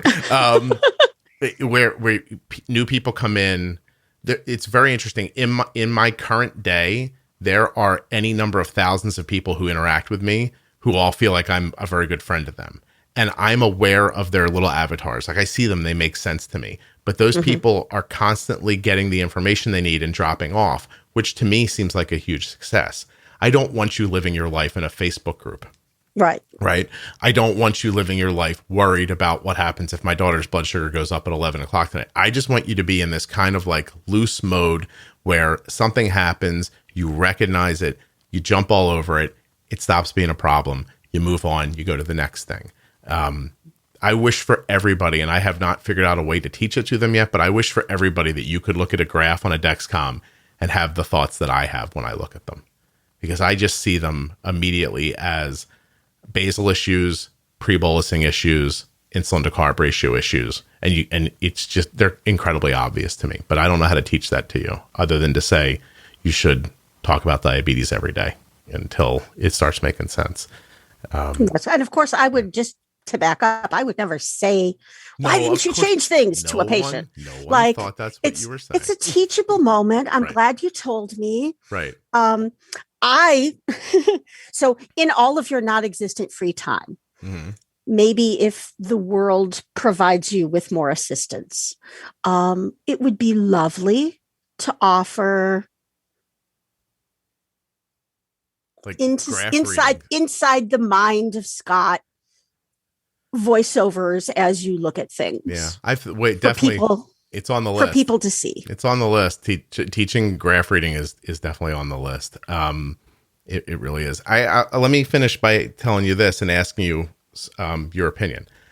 So it's possible, and I have my fingers crossed, that I'm about to go to a hospital and sit down with the staff of an endocrinology department and explain to them how I talk to people about diabetes and what I think they should be saying to them. So, how can I sign you up? Oh, I would definitely do that. I'm dying to do that. It almost happened last year at a really big institution, and then that fell apart. And now it's happening again. It's a smaller hospital, but it's in a big healthcare system, which is exciting for me because I think that I could spend 2 hours talking to people, and then they could go do a better job talking to people. And is there anything obvious about the setting that I'll walk into that, knowing me from listening to the podcast, I will be ignorant of? And how do I not make enemies walking in the door is my question. Let me think for a sec. Yeah, I want everybody to be open-minded. I think the first thing you should be aware of is probably that a number of the people working in the environment are going to be people with diabetes. Okay. And they may or may not be following your podcast. Yeah. It's hard to hear from somebody that doesn't have diabetes and doesn't have a degree, right? I hear that. But then the other thing I think is I would emphasize that this is a process, that what you want to explain to people and what you want to share with them is a process that took you years to figure out. You've kind of distilled it down to this little bit, and that no one is going to block out the door with a certificate of excellence in better diabetes. Right. Like, that's just not going to happen. That's a good point. But that if people practice using some of the ideas and tools that you give, that better is better. Yeah. And that things will be better for a lot of people. Okay. I would definitely come out and do it at your hospital. I would enjoy the first 5 minutes where they threw rotten fruit and vegetables at me. Oh, we wouldn't do that. Oh, just a tomato maybe in the side of the head. But as long as it's soft, I'd be fine.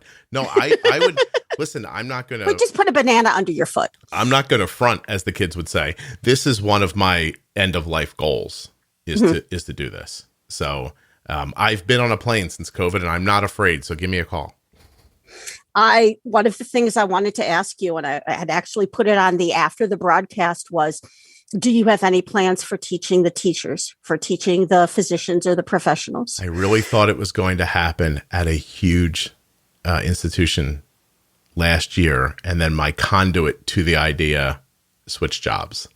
And I now have a new conduit, which is just a listener who wrote me a nice note and said something to the effect of, if I hear someone say 15 carbs, 15 minutes one more time, I'm going to go off in this place. And so, and then we started talking about it and I made the offer and it actually looks like it's moving forward.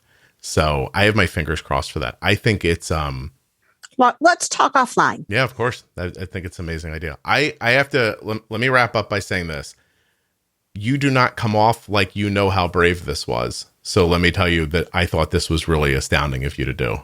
And I appreciate it very much. I think it will mean more coming from a doctor to other doctors than it will ever mean coming from me. And that you were open enough to hear something that made you think differently and feel poorly first, and that you stuck with it and got to it again is really astonishing. You must be an incredible person privately as well as professionally. And that's not for agreeing with me. That's for being open-minded. Oh, it's a little bit for agreeing with you. For agreeing with me. There's other things that are great about you. Thank you. Thank you very much. I guess I don't see it as brave. I'm not a particularly brave person. I'm rather risk averse.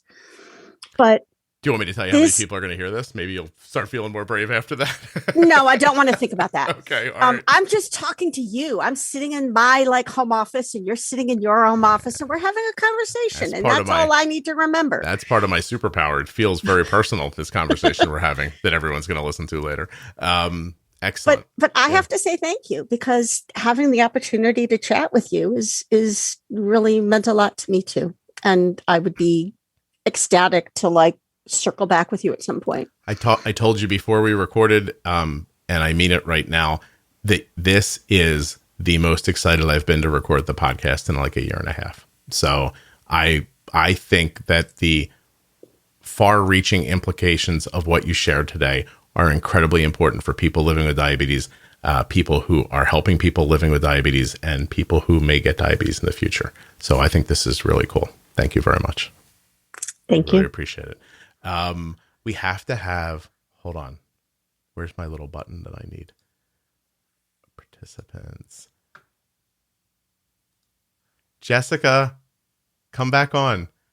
I'm still recording. Okay, yes, I'm unmuted now. So for everybody listening, the PR person at the hospital that Kathleen works at has been listening the whole time, and I am dying. You're being recorded. Are you okay with that? I'm fine with that, yeah. How'd I do? Do you have a list of notes?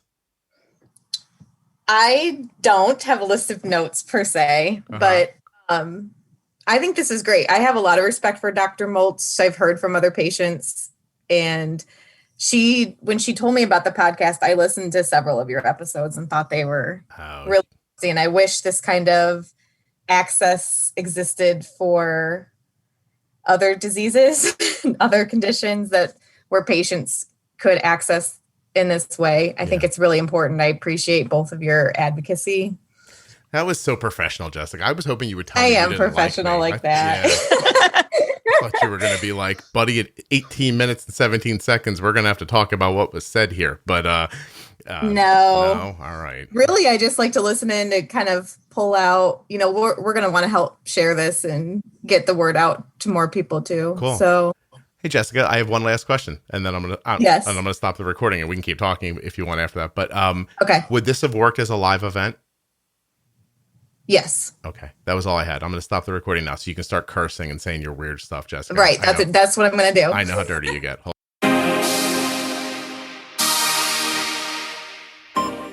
Well, I hope you enjoyed that. I had a great time making that episode for you, and I really appreciate Kathleen coming on. Thank you also to Dexcom, makers of the G6 continuous glucose monitor, and of course, Omnipod, the bestest tubeless insulin pump ever. Boy, there's no words in there at all. I love Omnipod. It's a tubeless insulin pump. You might love it too. Find out. Omnipod.com/juicebox. Bestest and tubelessness is not a word. Either of those words are not words. I got confused. If you're a child listening, try to forget these last couple of moments. But if you're an adult, why don't you go see if you're eligible for a free 30-day trial of the Omnipod Dash? And seriously, if you're an endocrinologist and you want to come on the show, send me an email. Don't forget, we're putting out some extra episodes this week, so be subscribed in your podcast app so that you get a notification that lets you know they're coming out. There'll be episodes on days you're not expecting. They're going to be the diabetes variables episodes, in case you're wondering. But I just need to catch up a little bit over here. So help me out if you can, and subscribe in a podcast app. Also, thank you so much for listening. Tell a friend, share the show with someone. It grows when you share. I know you hear me say this all the time, but it's incredibly important, and it's really true. If you need anything and the advertisers that I have on the show are up your alley or what you're looking for, just using my link to check them out is a big deal to the show as well. Thank you so much for listening. Kathleen, again, thank you so much for coming on. I look forward to talking with you again soon.